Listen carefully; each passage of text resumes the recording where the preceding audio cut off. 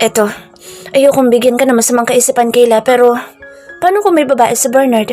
Tapos yun ang nagpakidnap sa kanya. Gusto mo pa bang sikatan ka ng araw? Busit na tanong niya rito pero tumawa pa ito. Lahat ng anggulo, tingnan mo rin kasi. Wala naman siyang kaaway. Sino namang mapapatira roon? Ewan ko ha. Ewan ko pero hindi ko makalimutan ngayon yung kwento niya nang nalasing siya. Na siya raw ay hinahabol-habol ng babaeng mayaman na Ann ang pangalan. Yun daw ang gusto niyang mapangasawa at kung iba, ay di bali na. Peste ka! Gigil na napatikal ang likod ni Kayla sa sandalan ng upuan. Mangiyak-ngiyak agad siya sa mga sinasabi nito na hindi niya alam kung pinagtitripan siya o ano. Itigil mo! Kayla snarled. Agad naman na kumamot sa ulo sa dindo saka napilitan na itigil ang taxi. Agad na tumingin ang dalaga sa metro habang pigil ang mga luha na tumulo. Tumukot siya na 100 sa kanyang bag at sa kanya halos padabog na iniwan sa upuan ng taxi. Ang pagmamaneho mong askasuhin mo, hindi ang pagmamaster sa pagiging chismoso. Gigil na sambit pa niya pero kandatulis lang naman ang uso nito. Naman ito, galit na galit. Malay ko ba? Sige, ibuko mo pang bibig mo at sasaksakin kita kahit wala akong kutsilyo. Agad na pinandilata na sabi niya kay Dindo. Sorry na. Anito at nang hindi ito mimik pa, ay bumaba siya at saka padaskol na isinara ang pintuan ng taxi. Umusad din naman ito at ganoon na naman ang panghihina na naramdaman niya. She doesn't want to think negatively but Dindo's words affected her. To the fact that she also mistakenly looked at a man like he was Bernard earlier. Tatanggapin naman niya kung may iba. Wag lang ang pinagmumukha siyang tanga. Dumating siya sa bahay, nalaglag pa rin ang mga balikat. Doon naman, pagkaupo niya sa kanilang maliit na sofa, ay kinuha niya ang cellphone. She called Ricky. Parang gusto niyang magsisi sa paglayas niya sa taxi ni Dindo. Dapat siguro ay mas inalam niya ang mga pinag-uusapan ng mga iyon noon. Nasaktan kasi siya, kaya hindi na siya nakapag-isip ng matino pa. Mas pinairal niya ang selos at galit kung sakaling may babae talagang kumuha kay Bernard. Parang gusto niya tuloy na bumalik sa labas at hatakin ang taxi ni Dindo. Pwede rin naman na hallucinations lang iyon ni Bernard noon dahil lasing. Ann? Sino si Ann? Hallucination lang din ba ang pangalan na iyon ng babae? Bakit sa dinami-rami ng pangalan ay Ann? Ayaw man niyang tanggapin? May parte sa kanya ang parang nadadala sa kwento ni Dindo. Bernard never mentioned a woman to her. Never. Ang sabi noon ay wala pa yung nagiging girlfriend. Siya lang. May mga naka one night stand daw pero wala namang binanggit na Ann. And for her, that name makes sense. Pakiramdam niya ay may malalim na ugnayan ng babae na iyon sa asawa niya. Pero maniniwala ba siya sa isang kwento na lasing? Malungkot siyang bumuntong hininga habang naghihintay na sumagot si Ricky sa kabilang linya. This man was also initiating the possibility that Bernard wasn't kidnapped. Ricky. Anya sa lalaki nang sumagot ito sa kabilang linya. Ma'am, galing ako sa station. Katulad nga ng sinasabi ko, parang hindi naman kinidnap ang mister mo. Hindi man lang siya halos nanlaban sa mga kumuha sa kanyang lalaki. Ang mga lalaking kumuha sa kanya hindi rin naman nagtago ng mga mukha. Pinag-uusapan sa stasyon ang kaso nito ni Mr. Bernard. Armado kasi sila. Giit naman niya. Pero hindi naman nila ginamit ang armas para takutin ang asawa niya. Sa CCTV kasi, kitang-kita na kinuha lang siya at sa una lang siya nanlaban. May sinasabi sa kanya ang lalaki na papalayo na sila. Tapos noon ay hindi na siya umimik pa. Walang kaso ng pamimilit dito. Walang tutukan ng baril na nangyari. Ni parang hindi malang nga siya nag-alala na iniwan ka niya. Sumakit ang puso niya sa sinabi na iyon ni Ricky sa kanya. Hindi siya nakaimik at sa halip ay napalunok na lang siya ng laway. Sorry ha. Hindi ko gustong saktan ka pero naiibahan ako sa nangyari. Ito lang naman ang isa sa mga tinitingnan ko para mas mapabilis ang paghahanap ko. Sinusubukan ko ring hanapin ang mga lalaki na nasa CCTV. May social media account ba siya? Wala. Kung maghahanap ka ng pangalan na Bernard de la Vega, may makikita ka pero ang profile ay iba. Hindi naman iyon kay Bernard. Wala siyang social media account. Nag-uusap kami sa tawag o text sa talagang number niya. Kanina, nagre-ring pa ang number niya pero nang tawagan ko ulit ay out of coverage na. Sige ma'am, babalitaan kita ulit. Sige, may aaskasuhin pa ako. Salamat. Tinapos niya ang tawag. Bigla niyang naalalang marriage contract na dapat niyang ibibigay sa munisipyo para maitala na. Even up to the very last minute, she doesn't want to let go of the 3 years she and Bernard had been together. Hindi siya naniniwala sa mga sinasabi sa kanya. Imposible na paabuti ni Bernard sa kasal tapos bigla siyang iiwan. Halos lahat ng kinita noon sa paghahanap buhay ay sa kasal lang nauwi. He would never waste such effort, time and money. She knows Bernard. Whoever you're dating right now, I like her. Helen said as Red went out of his great-grandmother's room. Agad na napakunot noo siya, saka inilapat ang pinto papasara. You're being silly, Mom. Silly? Nito na parang nangaasar pa habang hawak ang fashion magazine. Mas lalong mahirap paniwalaan kung sasabihin mong wala kang dinedate, anak. He chuckled and stood beside his mother. Naalala niya si Kayla. Wala nga siyang babae ngayon. Linggo ngayon at off siya. Oo nga, himala na dito siya pumunta matapos niyang bumisita kay Rika at sa mga pamangkin niya. It doesn't happen. Hindi siya nawawala ng babae sa bawat araw. Ngayon lang.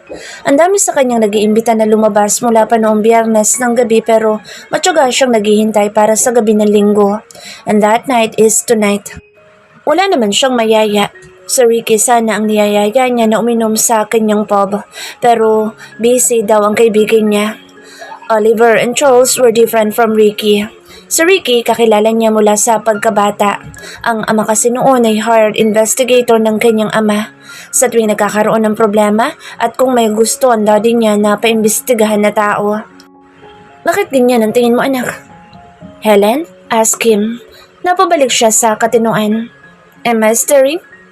Patay mali siya na tanong niya sa ina. And I am your mother. That's why I know everything. Natuwa lalo siya kaya gigil na hinalikan niya ito sa ulo. Not everything, Mom. But what if I seriously date a woman? What do you think? Helen looked up at him and just stared at him. Umarko ang kilay niya. I think it's about time, she said. Matanda na kami ng dad mo. Gusto namin na makita ka na rin na masaya at tahimik. I know that you will be a good husband just like your father. You've seen him. You'd be certainly like him. Ngumiti ito sa kanya kaya niyakap niya ito sa ulo. I love you, Mom. He said and kissed her again. Hindi niya alam kung bakit niya iyon tinanong dito pero may kakaiba siyang nararamdaman para kay Kayla. He was becoming patient though he wasn't really patient. But he didn't want to speak too soon. Baka mawala rin naman iyon. Hindi kasi matanggal sa isip niya si Kayla. Mula Biyernes, matapos niyang maihatid iyon, ay hindi na nawaglit sa isip niya. Kahit sa trabaho ay naaalala niya iyon. Ang weird lang dahil wala naman sila halos pinag-uusapan kapag magkasama sila. And it has been just a week. Kung saseryosohin man niya si Kayla, gusto niya na mas makilala pa iyon lalo. Hindi ko na mahihintay si Dad, Mom. I have to meet someone tonight. Babae? Ismid ka agad nito. Akala ko ba magsaseryoso? Inis na dugtong pa nito sa kanya kaya talagang humalakak siya. Umaasa na kaagad ito sa sinabi niya. Habang siya nga ay hindi naman kumpirmado sa sarili niya ang talagang gusto niya. Ang alam lang niya, tengang daga siya habang may kausap si Kayla noong nakaraan na Ricky din ang pangalan. Naiinis siya, yun ang totoo. Ang isip kaagad niya ay kapag tapos na ang kontrata nila, ibang lalaki na ang makikinabang kay Kayla. And that thought made him mad. Dati naman ay wala siyang pakialam sa mga babae niya kung sinong lalaki ang magsawa sa katawan o ilang libo ang makakita dahil mga bold star naman. He's becoming a claimant now. Don't expect it too soon. Just wait, okay? Bye-bye na.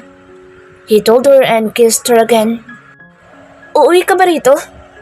Pahabol ni Helen sa anak na maglakad siya papunta sa pintuan.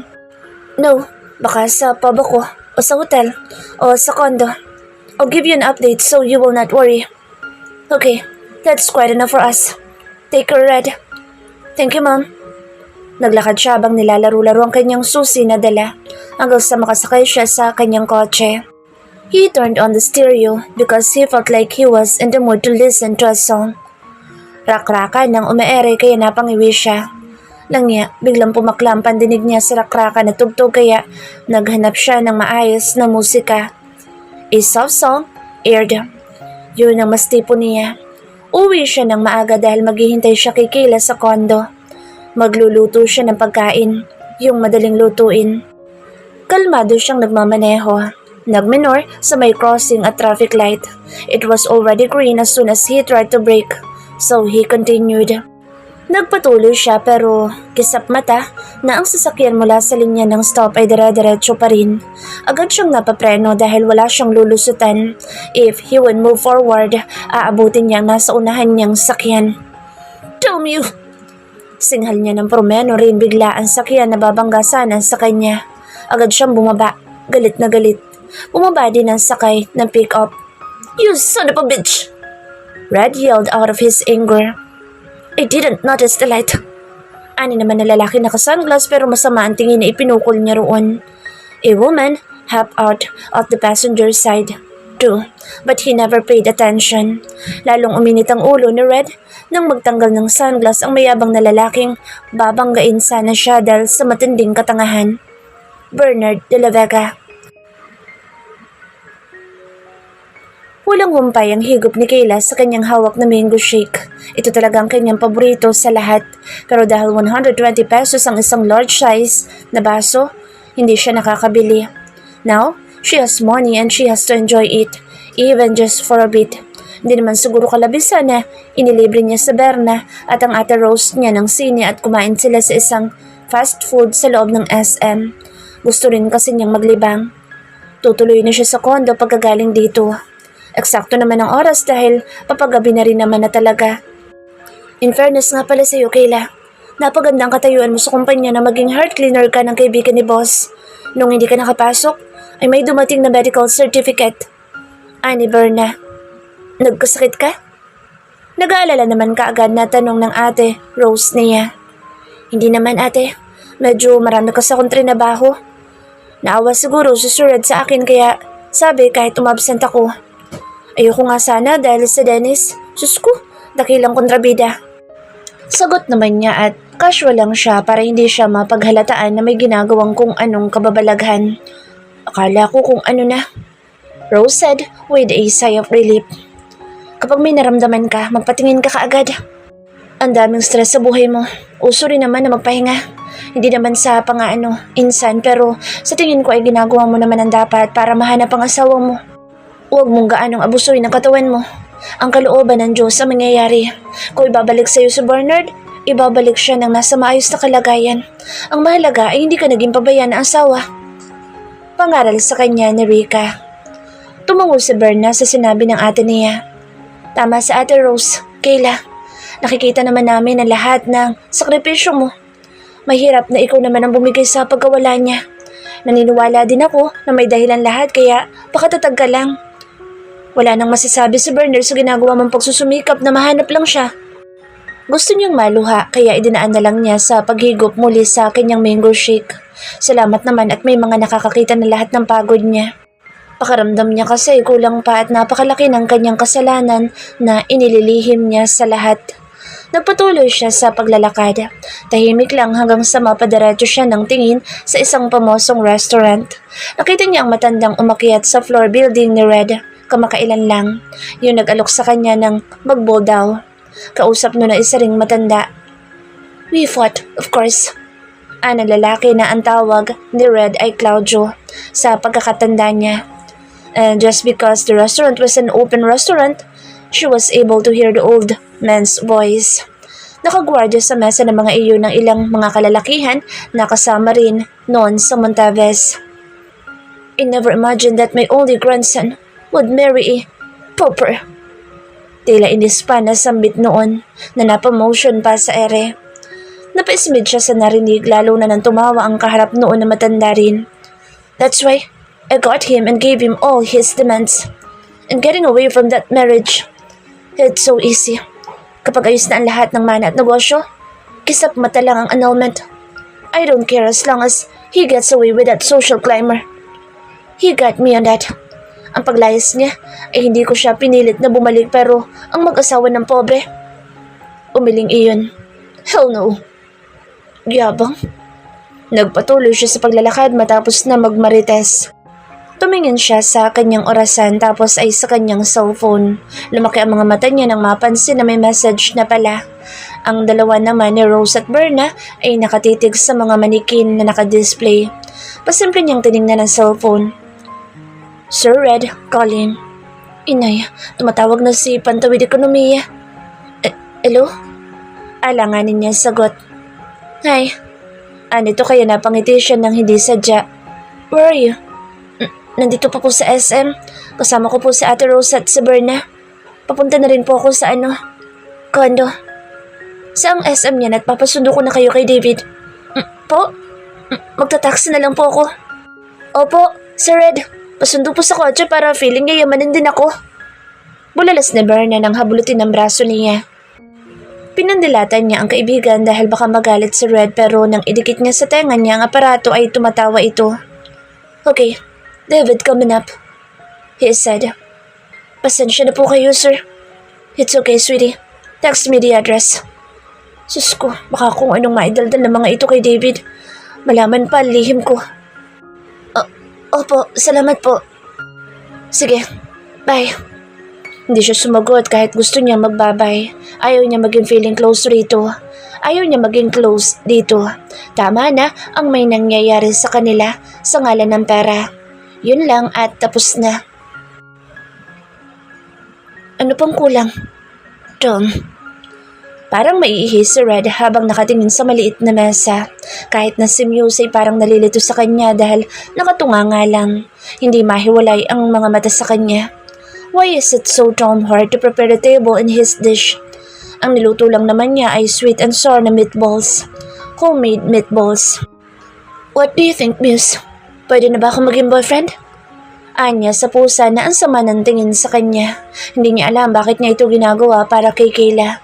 Ano bang special doon? Wala naman. Wala naman pero naiibahan siya sa pagkatao ni Kayla. Her simplicity captures his precious attention. Perhaps, he was really just waiting for someone like his mother. Si Rika kasi, tulad ng kanyang ina, mabait, simple kahit na mayaman. Hindi maarte at parang hindi mayaman kung umasta. Ewan niya, he thinks women like his mom make the best webs in the world. Pawis na pawis siya. Nakasuot lang siya ng boxer at wala siya ni apron. Sa pagluluto niya ay nalibang siya at nawala ang ikinaiinis niya kanina kay Bernard de la Vega. If you want to die, don't count me in. Galit na sabi ni Red sa lalaking kalmado pa na nagtanggal ng sunglass. Tumikwas ang labi nito at saka mayabang na inayos ang damit. Daig pa nito ang nakakalaki. Long time no see, Red. Kabado 20 ka ba? Naiihi ka na yata sa salwal dahil sa katandaan. Lumapit siya at walang takot na hinarap ito. Ang mga tauhan nito ay nakahanda pero mas nakahanda siya. His men were nothing compared to his security. 4 lang ang kasama nito habang siya ay 8. Pero hindi siya umasa kailanman sa kanyang bodyguards. Lalo na pagdating sa away. Huwag lang siyang tatraidorin dahil well-trained ang mga tao niya na pumatay kung sakaling siya ay babalaki na patayin ng kung sino. Kung simpleng suntukan lang, hindi sumasawsaw ang kanyang tauhan. Don't start, Bernard. Pulang traffic light. Are you blind? Tanong niya saka siya tumingin sa babae na kasama nito na sobrang titig sa kanya. You're definitely blind. Ininsulto niya ang babae nito at halatang napiko nito sa kanya. Gago! Nito saka siya agad na sinuntok at hindi niya iyon napaghandaan. Tinamaan siya sa may labi pero nang bumaling siya ay agad niya rin itong sinuntok at hindi lang iyon 1, 2, 3, 4 hanggang sa matumba ito sa may pick-up nito. Nagtititili naman ang babae na kasama nito habang siya ay namumula sa galit. Wala siyang pakialam kung nakakaabala siya sa karamihan at marami na ang nanonood. Gago ka din! Magsumbong ka pa sa lolo mong mayabang! Daldal niya habang papaatras siya para sumakay sa kanyang sasakyan. Wala namang nakapalag sa mga tauhan nito kaya kahit na isahan siya, naka-4 naman siya. He angrily drove away. Kumukulo pa rin ang kanyang dugo kahit na nagmamaneho na siya at hindi niya alam kung anong mabuting gawin. Hanggang sa wala sa sariling kinuha niya ang smartphone at tinawagan si Kayla. Medyo kumalma siya nang makausap iyon at naisip na lang niyang magluto. Tumuloy siya sa hypermarket kanina at bumili ng giniling. He didn't have any in his fridge. And now, he's done. Nagpahid siya ng pawis sa kanyang noo pero ang pintuan, tulad ng nakagawian ay bumukas at pumasok si Kayla. Nagkatitigan na naman sila ng saglit iyon na mapatigil. She smiled at him and then knitted her brows. Bakit may pasa ka? May nakaaway ka ba? Nagmamadali nito sinara ang pintuan at saka naghubad ng suot nitong sandals. She walked toward him right away and looked up. He felt a bit nervous when her eyes landed on his lips. Titig na titig ito sa labi niya. Shit, don't stare at me like that. Ay niya rito saka ito hinawakan sa bewang at marahan na isinandal sa island counter. Bakit? Takang tanong nito pero yumukod siya saka ito hinalikan sa labi. He moaned and kissed her hungrily. Sandali, titingnan ko ang pasa. Bakit ka may pasa?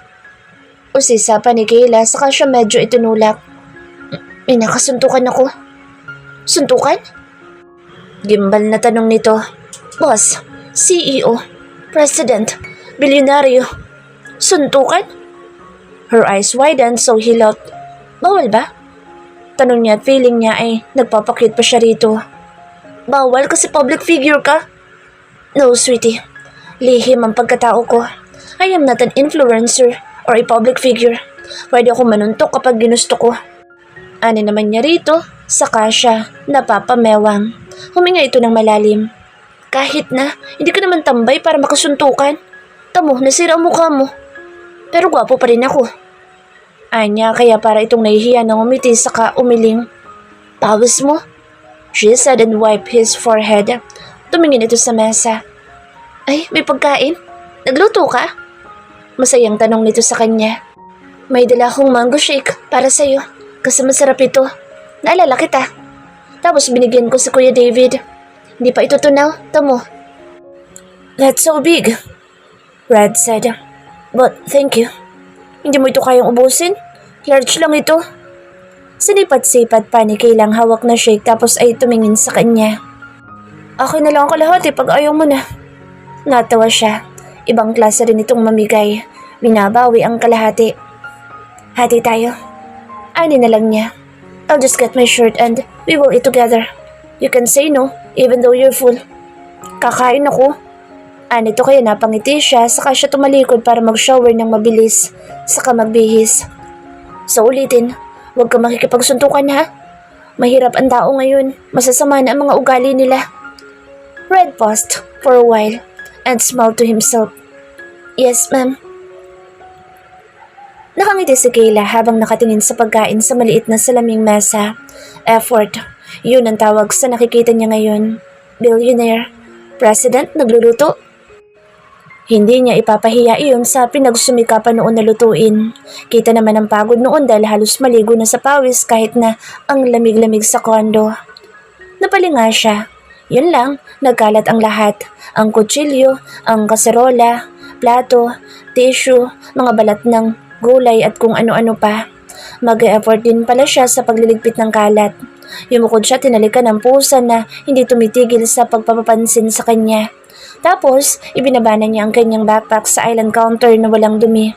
Nag-umpisa siyang magligpit pero napatingin siya kay Red na naguhubad ng salawala. Tumambad sa kanyang matambok at nakahulman nitong puwet. Tapos ay humarap itong bigla habang nakasampay sa balikat ang tuwalya. Agad siyang napakurap. Ang gwapo ni Red. Sorry for that mess, sweetie. Marunong lang ako magluto pero hindi niya ako marunong maglinis. Bali walang sabi nito nang tingnan siya. Natatawa naman siyang napaiwas ng tingin. Ayos lang, marunong naman ako maglinis at magligpit. Thank you. Baka asawahin na kita niyan. He said, so her eyes widened a bit. Hindi siya nagpahalata na napatanga siya. Ano yun? Biro lang yun, Kayla. Huwag mo yun pansinin. Anya sa sarili para huwag siyang maapektuhan at huwag siyang mag-isip dahil may asawa na naman na siya. Kakasubmit lang niya ng kanyang contract noong Biyernes. Pero sa kanyang nakikita, maswerte. Napakaswerte ng babaeng mamahalin nito dahil bukod sa mayaman ito ay napakabait at marespeto na tao. Kung siya man ay mag-aasawang muli at kung wala na talaga ang asawa niyang kinuha ng biglaan, tulad ni Red ang papangarapin niyang makasama habang buhay. Busog na busog si Kayla nang matapos silang kumain. Paano ba naman ay kumain na sila sa SM kanina pero ngayon ay hindi niya napigil ang sariling panlasa. Mahilig siya sa matamis kaya nagustuhan niya ang luto ni Red. Ang sarap. Nasusuka na ako sa kabusugan. Anyang napapangiwi pero natatawa sa kanya ang binata. You like it? Oo, sobra. Mahilig ako sa matamis. Paano ba yan? Magpapasubo pa naman sana ako kaya lang baka sumuka ka. Natigilan siya at napamaang dito. Magpapasubo ng ano? Ng ano mo? From his plate, his eyes moved to her face. Diyos ko. Anya pero naalala niya na wala siyang karapatan na tumanggi. Tumango siya bilang pagsang-ayon. But since you're so full, I think we should just rest and watch a movie. Sige. Talaga? Tuwang-tuwa na tanong niya rito dahil hindi siya makapaniwala. Red simply nodded at her. I'll just finish my food and I'll prepare the television. Kwentuhan mo na rin ako ng buhay mo o ng kahit na ano. I just want to relax. Oo naman. Babayaran mo pa rin ako? Nakangisi na tanong niya. Ngisi na may kasamang ngiwi pero tumawa ito ng malakas. Of course. Baka madaluhan ang pasa ko kapag sinuntok mo ko. Kayla giggled. She was mesmerized by his charm. Napakaganda talaga ng mga mata nito na sa bawat pagtawa ay laging sumasama. Piso lang. Dugtong pa nito kaya sumimangot siya. Mag-a-apply na lang ako sa toda. Tom! He smiled and took a sip on his glass of water. Don't do it, Suri. You will never love to get attached to those kinds of people. Masyadong mayayabang ang mga iyon. You will never earn from Claudio. He was so manipulative and such a user. Nahiling ito at parang dismayado talaga. Hindi na lang siya umimi kahit nasang-ayon siya. Baka lalo itong mainis at masira pa ang mood. Pansin pa naman niya ang pagkabwisit nito sa matandang iyon. And he said, them. Malamang buong angka ng mga De La Vega ay galit sa Red. Mabuti na lang at hindi ka ano-ano ng gurang na De La Vega ang mister niya. Patay na talaga si Red. Mukhang hindi na maganda nangyayari sa kanya. Ang mga tipikal na gusto niya sa ikinakama niyang babae ay nahaluan ngayon ng salitang respeto. It never happened to him, not even once. Niyakap niya ito sa bawang at pilit niyang iniharap sa kanya. Nakatingin ito sa mukha niya. Are you okay? Tanong niya dito. Tumango naman ito. Nanibago lang ako. Red chuckled and hugged her head. I know. Sleep now, sweetie. We still have a few more hours to go before work. Pumikit siya at pinauhupa ang paghinga ng malalim. Pero agad siyang napamulat ng parang maramdaman niya na may vibration sa may bedside table. Agad siyang tumingin doon at nakita nga niya na may tumatawag sa kanya. It was his father. Wait, sweetie. Paalam niya kay Kayla sa kahinarap ang kanyang aparato. He answered it. Ramdam ka agad niya ang kaba niya. Hindi naman tumatawag ang ama niya ng alas 3 ng madaling araw kung hindi emergency. Kung mommy pa niya, walang pinipiling sandali para manermon pero hindi ang kanyang daddy. Dad, bulalas na Red. Anak. Matamlay na sabi nito at kung bakit naluluhan na kaagad siya. Mama, what happened to her? Gimbal siyang napabangon at saka hinanap ang kanyang brief at pantalon. Nasulyapan niya si Kayla na nakatingin sa kanya. Napaupo ito sa kama. Kip-kip ang kumot para takpan ng kahubdan. Dad! Garalgal ang boss niya. She's dying. Oh no! Bulalas niya at tumulo na nga ang luha niya. Naiilang man siya dahil may babaeng nakatingin sa kanya ay hindi niya maitago. Bumaba kaagad si Kayla sa kama at saka lumapit sa kanya. Nakatingala. What happened? Halos hindi niya mausali yun dahil sa sobrang lungkot niya. He let his tears run down his face but Kayla immediately wiped those. She doesn't say any word but her eyes show compassion to his grief. She wasn't waking up, son. Bumalong lalo ang luha niya at nadilaan na lang niya ang labi. Papunta na ako. Anya sa kanya pinatay ang tawag. Tumingin siya kay Kayla at hindi siya dito makangiti. Ito man ay kumukurap lang at pinapahid ang mga natirang luha sa pisngi niya. It's my grandma. She's dying. Hindi halos masabi yun ng binata dahil sa sobrang niyang pag-aalala. Is it too much if I ask for an extension to her already long life? Umiling ang dalaga. Magdasal ka lang at kung yun ang kaloob ng Diyos, yun ang ibibigay sa iyo. Pero kung hindi naman, baka ayaw na rin ng Diyos na mahirapan si Lola. Tumango siya kahit na sa loob niya ay ayaw niya. Lito siya naghanap na muli ng kanyang isusuot hanggang sa kumilos si Kayla at inabutan siya ng mga damit. He wore his pants and his shirt. Isinuksok niya sa bulsa ang kanyang smartphone tapos ay umikot siya. Hinahanap niya ang kanyang susi hanggang sa iabot din iyon ni Kayla sa kanya. He handed it without a word and turned his back. Naglakad siya na tuliro papalabas ng unit pero bigla siyang pumihit. Tiningnan niya ang dalaga na nakamasid sa kanya. He walked toward her and stood in front of her. Walang imik na hinalikan niya ito sa noo. Ingat ka. Mahinang sabi naman ito sa kanya kaya tumango siya. Tumalikod siyang muli para tuluyan ang lumabas. Give me a text when you're at work, he said. Halos walang otoridad ang boss niya na nagsabi noon pero nakita niya pa rin si Kayla na tumango. Tuluyan niyang inilapat ang pinto at laglag ang mga balikat na naglakad papunta sa elevator. Ang mga luha niya ay nasa sulok lang ng mga mata niya. Nangingilid na parang anumang oras ay papatak. Hindi lang 2 beses na ospital ang kanyang babuela noon pa man. Pero ang ngayon ay labis na nagdadala sa kanya ng takot. Takot na baka hanggang dito na lang talaga ang buhay ng matanda. Sakim ba siyang matatawag kung ayaw pa niyang ipaubaya iyon sa langit? 3 lang ang babae na minamahal niya ng lubos sa buhay niya. Isa roon si Carmencita. For him, her legacy will never end. What she brought to his father's life and to his own life as well.